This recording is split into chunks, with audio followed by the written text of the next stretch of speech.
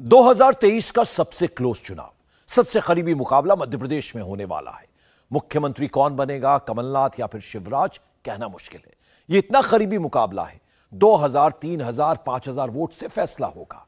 1 या 2% वोट से मुख्यमंत्री या तो बीजेपी का होगा या कांग्रेस का तय होगा। सीट का फासला भी 5 से 10 सीट से ज्यादा नहीं होगा। जब चुनाव इतना करीब हो, लड़ाई इतनी भीषण हो, तो पब्लिक का मूड जानना जरूरी हो जाता है। पब्लिक का मूड क्या है? मध्य प्रदेश का नया सर्वे सामने आया है। सर्वे से क्या अंदाजा लग रहा है, इस रिपोर्ट में देखते हैं। 18 साल की एंटी इनकम्बेंसी, 30 लाख रजिस्टर्ड बेरोजगार, क्या बदल देंगे सरकार? व्यापम का जिन्न, क्या सत्ता लेगा छीन? महालोक घोटाला, कारम डैम घोटाला, इसने कितना असर डाला? ओबीसी आरक्षण, ओल्ड पेंशन, शिवराज की कितनी बड़ी टेंशन? मामा की लाडली बहना का इस बार क्या है कहना? सनातन पर आर पार 90% किसके साथ? कांग्रेस में कपड़ा फाड़ लड़ाई, बीजेपी में कौन करेगा अगुवाई? कुर्सी की लड़ाई तंत्र मंत्र पर आई, एमपी को इस बार कौन सी पार्टी भाई? 30 दिन बाद चुनाव है, इसके पहले ही रुझान आ गया है। इंडिया टीवी सीएनएक्स का सर्वे कह रहा है मैच बहुत कांटे का चल रहा है। कहीं कमल खिल रहा है, कहीं पंजा चल रहा है। ओवरऑल क्या हो रहा है? सर्वे की रिपोर्ट बताने से पहले ये खबर आई है कि कुर्सी की लड़ाई अब तंत्र मंत्र पर आ गई है। एमपी के अखबारों में छपी खबरों में दावा किया गया है कि कमलनाथ को मुख्यमंत्री बनाने के लिए उज्जैन के चक्रतीर्थ शमशान घाट पर विशेष अनुष्ठान किया गया। बकायदा अनुष्ठान के वीडियो सोशल मीडिया पर वायरल हैं, जिसमें कमलनाथ की तस्वीर को सामने रखकर नवरात्र के दौरान रात के अंधेरे में तांत्रिक अनुष्ठान किया जा रहा है। उज्जैन के चक्रतीर्थ शमशान घाट में 6 तांत्रिक अनुष्ठान कर रहे हैं। शाबर मंत्र के साथ ये अनुष्ठान किया जा रहा है। जब से ये खबर आई है, मध्य प्रदेश की सियासत गर्मा गई है। कांग्रेस इस पर कुछ नहीं कह रही, लेकिन शिवराज सिंह चौहान इस पर बहुत कुछ कह रहे हैं। हम जनता को अपने काम बता रहे हैं और कुछ लोग शमशान घाट में तांत्रिक क्रियाएं करा रहे हैं। ये लोकतंत्र है। लोकतंत्र में साधना अगर किसी की होती है, उपासना तो जनता की होती है। लोकतंत्र जनता को विश्वास, जनता के विश्वास को जीतने का माध्यम है। जनता की सेवा करो, प्रदेश का विकास करो, लोगों का कल्याण करो। हमने किया है तो हम उसके आधार पर जनता से वोट मांगने जा रहे हैं। लेकिन शमशान घाट में पूजा कराने वालों, कैसे भला होगा देश का, प्रदेश का, प्रदेश की जनता का? अरे पूजा होती है तो सात्विक पूजा करो ना। जब पानी नहीं गिर रहा था तो हम भी महाकाल महाराज के दरबार में गए, उनसे प्रार्थना की। लेकिन मुझे तकलीफ होती, आश्चर्य होता है। तांत्रिक क्रियाएं, इसका मतलब अपने ऊपर भरोसा ही नहीं है। जनता को लूटा और बर्बाद किया है। योजनाएं बंद करने का पाप किया है कांग्रेस ने, योजनाएं बंद करने का। कमलनाथ और दिग्विजय के बीच हुई कुर्ताफाड़ जुबानी जंग के बाद बीजेपी के हौसले बढ़ गए हैं। कांग्रेस के जो अंदर खाने तक की बात थी, वो पहली बार खुलकर मंच पर आ गई। शिवराज हो या सिंधिया हो, बीजेपी का हर नेता यही कह रहा है, जब घर नहीं संभल रहा तो प्रदेश क्या संभालेंगे? मित्रों, कांग्रेस आत्मविश्वास खो चुकी है। कांग्रेस आत्मविश्वास खो चुकी है। कौन किसका कुर्ता फाड़े, आज कांग्रेस में बहस ये चल रही है, किसने किसको पावर ऑफ अटॉर्नी दी है। कांग्रेस की बहस ये है और इसलिए कांग्रेस के नेता अब शमशान घाटों में तांत्रिक क्रियाएं करवा रहे हैं। पॉलिटिक्स में तो बहुत कुछ चल रहा है, लेकिन एमपी के दिल में क्या चल रहा है? इंडिया टीवी सीनेक्स का सर्वे क्या कह रहा है? एमपी की 6 रीजन में इंडिया टीवी सीनेक्स के ओपिनियन पोल ने एमपी को 6 रीजन में बांटा, जिसमें मालवा, निमाड़, बघेलखंड, भोपाल, चंबल और महाकौशल आते हैं। और वहां से इंडिया टीवी सिनेक्स की क्या रिपोर्ट आई है। सबसे पहले बात मालवा रीजन की, जहां 46 सीट आती है, वहां की हवा किस ओर है। नजर दौड़ाए रखिएगा, ये 46 सीटें उनमें से बता रहा है सर्वे कि 25 सीटें भारतीय जनता पार्टी जीत सकती है। और साथ साथ आपको बताता चलूं कि ये 2018 की तुलना में बीजेपी के लिए +1 है, यानी बीजेपी यहां पिछली बार से भी बेहतर कर रही है। कांग्रेस पार्टी को 1 सीट का नुकसान, 20 सीटें कांग्रेस पार्टी इस क्षेत्र में जीत सकती है, अन्य 1 सीट पर जीत सकते हैं। तो ये पहला जो हमने आपके सामने रीजन रखा मालवा का, महत्वपूर्ण क्षेत्र 46 सीटों वाला, इसमें upper hand Bharatiya Janata party का दिखाई दे रहा है। कुल 230 सीटों का सर्वे आपके सामने खुल जाएगा आपसे थोड़ी देर के बाद। मालवा से शुरुआत हो गई है 46 सीटों से, बीजेपी 25, कांग्रेस पार्टी 20। कोई बहुत बड़ा उलटफेर नहीं है 2018 की तुलना में आप देखें तो। मालवा रीजन में ही महाकाल की नगरी उज्जैन आती है। मध्य प्रदेश की आर्थिक राजधानी और खान पान के लिए मशहूर इंदौर भी इसी मालवा में है। नेताओं के लिहाज से देखें तो बीजेपी के महामंत्री कैलाश विजयवर्गीय यहाँ के बड़े नेता हैं, जिन्हें खुद भी इस बार इंदौर 1 सीट से उतारा गया है। कांग्रेस के सज्जन सिंह वर्मा और जीतू पटवारी इसी मालवा क्षेत्र से आते हैं। मालवा से बीजेपी को 1 सीट का फायदा दिख रहा है, लेकिन निमाड़ में क्या हो रहा है। 28 विधानसभा सीट निमाड़ से आती है।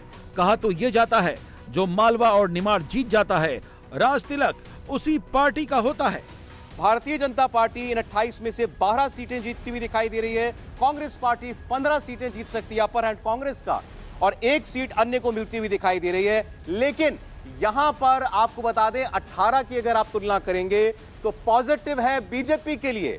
बीजेपी 4 सीट बढ़ा रही है 2018 की तुलना में। निमाड़ क्षेत्र में कांग्रेस पार्टी को 3 सीटों का नुकसान और अन्य को 1 सीट का नुकसान, यानी कांग्रेस और अन्य की जो 4 सीटें कम हो रही हैं वो बीजेपी के खाते में जाकर के जुड़ रही हैं। तो मालवा बीजेपी ऊपर, निमाड़ में भी बीजेपी बेहतर कर रही है।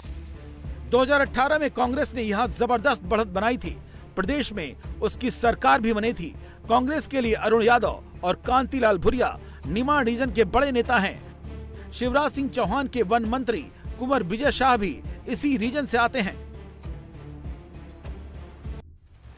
इंडिया टीवी सीनेक्स के सर्वे में मालवा निमाड़ में तो बीजेपी को फायदा दिख रहा है। सवाल यह है कि ओपिनियन पोल ऐसा क्यों बता रहा है। कौन सा मुद्दा शिवराज के फेवर में चल रहा है। जैसे बेरोजगारी, विकास, महंगाई, हिंदुत्व, राष्ट्रवाद, भ्रष्टाचार, लॉ एंड ऑर्डर, या किसी कोई व्यक्ति को कह सकता है कि मुझे समझ नहीं आता कि कौन सा क्या मुद्दा होना चाहिए। वो सारे ऑप्शंस आपकी स्क्रीन पर हैं। सबसे बड़ा मुद्दा बताया कि किसी एक मुद्दे पर सबसे ज्यादा लोगों ने मत दिया अपना, वो था बेरोजगारी। 27% लोगों ने कहा बेरोजगारी है हमारे लिए सबसे बड़ी बात। कांग्रेस का दावा है कि 30 लाख रजिस्टर्ड बेरोजगार हैं। कमलनाथ जहां जा रहे हैं बेरोजगार भ्रष्टाचार दिखा रहे हैं। लेकिन क्या यह मुद्दा शिवराज सिंह को नुकसान पहुंचा रहा है। सर्वे का मीटर क्या कह रहा है। 15 महीने का गैप आ गया था जब कमलनाथ मुख्यमंत्री बने थे, नहीं तो आप 2005 से लेकर के अब 2023 तक अनवरत निरंतर शासन रहा शिवराज सिंह चौहान का। तो देखिए इतने लंबे काल के बावजूद 47% लोग कहते हैं शानदार काम है शिवराज सिंह चौहान का, 47%।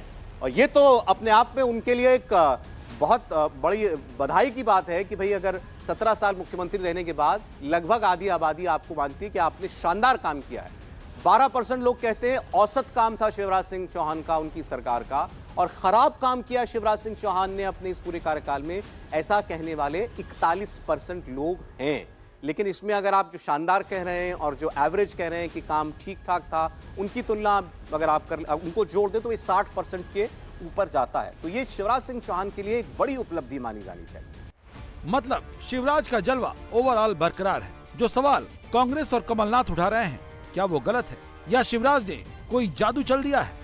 लाडली बहना योजना के अंतर्गत महिलाओं के खाते में 1000 रुपया डाला जाना था, उससे शुरुआत हुई थी। वो बढ़ते बढ़ते अब 1250 रुपया हो चुका है और ये आगे बढ़कर के 3000 रुपए तक जाएगा। खास बात यह है कि मध्य प्रदेश में महिलाओं के खाते में जून महीने से इसी वर्ष के पैसा आना शुरू हो चुका है। कांग्रेस ने वादा किया है, वो भी वादे पर है कि अगर सरकार बनेगी तो हम डालेंगे। शिवराज सिंह चौहान डाल रहे हैं। 47% लोग कहते हैं लाडली बहना योजना शानदार स्कीम है और इसका प्रभाव पड़ रहा है, यानी शिवराज सिंह चौहान को इसका फायदा हो रहा है। 13% लोग कहते हैं थोड़ा फायदा होगा, 37% लोगों को लगता है कि इसका कोई लाभ नहीं होने जा रहा है, 3% लोगों की इस पर राय नहीं है।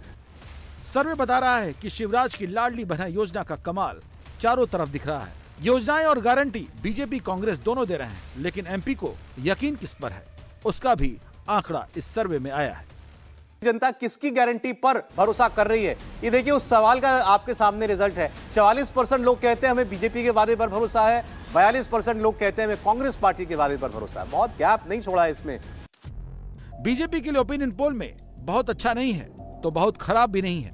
मामला बॉर्डर का है, लेकिन क्या चौथी बार सरकार बनाने लायक हालात बन रहे हैं? बघेलखंड बुंदेलखंड के 51 सीटों के बारे में कहा जाता है, जिसको इस इलाके में एज मिल गया उसको नतीजों में भी एज मिल जाता है। 51 सीटें बघेलखंड और बुंदेलखंड की।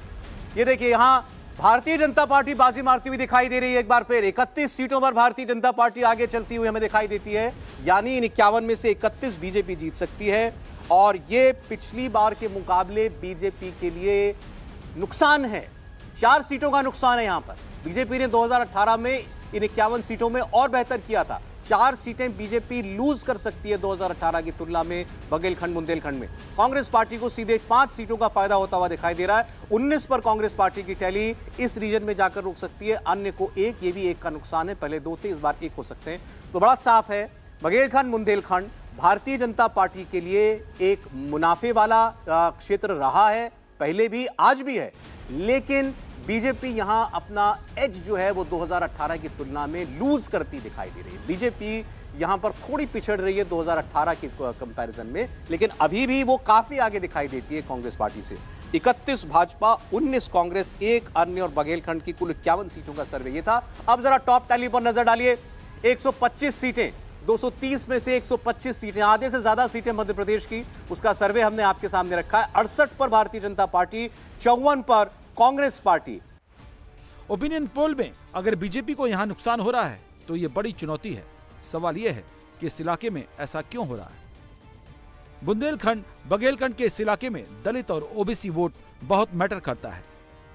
तो क्या मध्य प्रदेश चुनाव में वोटर ओबीसी जाति जनगणना को भी ध्यान में रखकर वोट करने के मूड में है? 65% लोगों ने ये कहा है हां, ये मुद्दा हमारे लिए इंपॉर्टेंट है। और ये इसमें एक चीज मैं क्लियर कर दूं कि ये सवाल ओबीसी समुदाय के रिस्पोंडेंट्स के लिए ही था, उनके बीच में ही ये सवाल पूछा गया था। तो ओबीसी समुदाय में 65% लोग मानते हैं कि हाँ, जातिगत जनगणना होनी चाहिए। ये मध्य प्रदेश के ओबीसी समुदाय के बीच में से निकली आवाज है। 21% ओबीसी समाज के लोगों ने कहा कि नहीं, जातिगत जनगणना कोई हमारे लिए विशेष मुद्दा नहीं है, और 14% ने इस पर अपनी राय नहीं रखी। जाति जनगणना के फेवर में तो मध्य प्रदेश है, शायद इसीलिए अखिलेश यादव को भी लग रहा है कि बीजेपी को यहां पछाड़ा जा सकता है। लेकिन जब बघेलखंड की बिजावर सीट सपा को नहीं मिली तो अखिलेश को गुस्सा आ गया। अखिलेश ने इंडिया अलायंस के फ्यूचर पर ही सवाल खड़े कर दिए। इंडिया गठबंधन, हम ही कंफ्यूज हो गए होंगे, इसका मतलब अगर हम उन मीटिंगों में बैठे हैं तो हम ही कंफ्यूज रहे होंगे।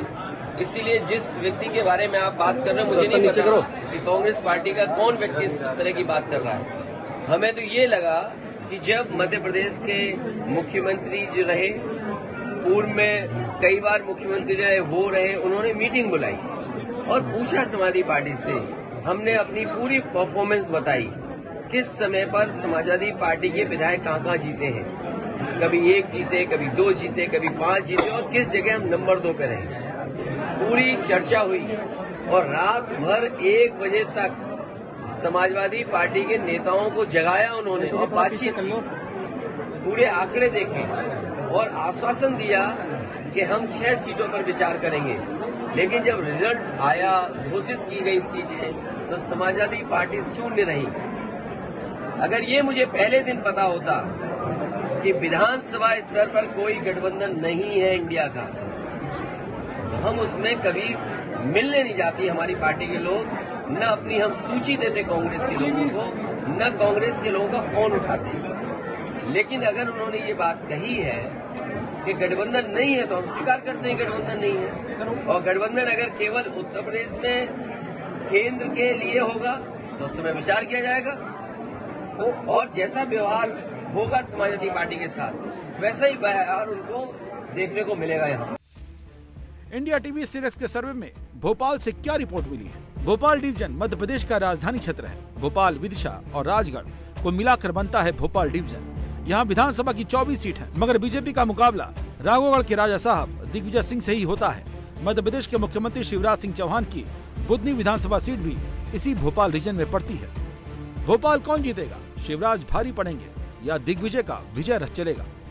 भोपाल की 24 सीटें देखिए आपकी स्क्रीन पर। भोपाल पूरी तरीके से भारतीय जनता पार्टी के लिए पॉजिटिव माना जाता है। 16 सीटें यहां भारतीय जनता पार्टी जीत सकती है और ये पिछली बार की तुलना से एक सीट ज्यादा है। पिछली बार 15 सीटें जीती थी, इस बार 16 जीत सकती है। कांग्रेस पार्टी 8 सीटें निकाल सकती है भोपाल रीजन में और ये एक सीट का नुकसान होगा और कोई प्लेयर यहां पर दिखाई नहीं दे रहा है। 16 भाजपा, कांग्रेस 8। मैंने आपको पहले ही बताया कि भोपाल क्यों इंपॉर्टेंट है। शिवराज सिंह चौहान बुद्धि से चुनाव लड़ते हैं, वो भोपाल क्षेत्र के अंदर आता है। दिग्विजय सिंह के बेटे, दिग्विजय सिंह के भाई लक्ष्मण सिंह, बेटे जयवर्धन सिंह, सब इसी एरिया से जो है वो चुनाव लड़ते हैं, तो इसीलिए ये इतना महत्वपूर्ण है। 18 साल के एंटी इनकम्बेंसी को लेकर बीजेपी में भी चिंतन मंथन किया गया, जिसके बाद कई केंद्रीय मंत्रियों को विधानसभा का टिकट दिया गया। क्या ये दांव काम कर गया? 53% लोगों का मानना है कि इससे बीजेपी को फायदा होगा, बीजेपी को नुकसान होगा, ऐसा 37% लोग मानते हैं। 10% लोगों का कहना है कि इससे कोई फर्क नहीं पड़ता। ज्यादातर लोगों का मानना है कि ये जो बीजेपी ने कार्ड चला केंद्र के मंत्री और सांसदों को लड़ाने का, इससे भारतीय जनता पार्टी को मुनाफा होने जा रहा है। लेकिन चंबल में बीजेपी अभी भी पीछे है कांग्रेस से, लेकिन 18 की तुलना में बेहतर। ये क्या संकेत है? सर्वे तो कह रहा है कि फर्क पड़ रहा है, लेकिन चंबल रीजन क्या कह रहा है, जहां से केंद्रीय मंत्री नरेंद्र सिंह तोमर को विधानसभा का टिकट मिला है। ग्वालियर रियासत से राजा और केंद्रीय मंत्री ज्योतिरादित्य सिंधिया, मध्य प्रदेश के गृह मंत्री नरोत्तम मिश्रा और कांग्रेस के नेता प्रतिपक्ष डॉक्टर गोविंद सिंह, ये सारे दिग्गज इसी रीजन से आते हैं। मध्य प्रदेश का चंबल कभी डाकुओं के लिए बदनाम रहा, अब मध्य प्रदेश की राजनीति का गढ़ है। चंबल में विधानसभा की 34 सीटें हैं। यहाँ किसका पलड़ा भारी है वो देखते हैं। भाजपा 12 सीटें देखिए यहां पर जीत सकती है। कांग्रेस पार्टी 22 सीटें निकाल सकती है। इसमें की बात यह है कि कौन पिछली बार से बेहतर कर रहा है और कौन खराब।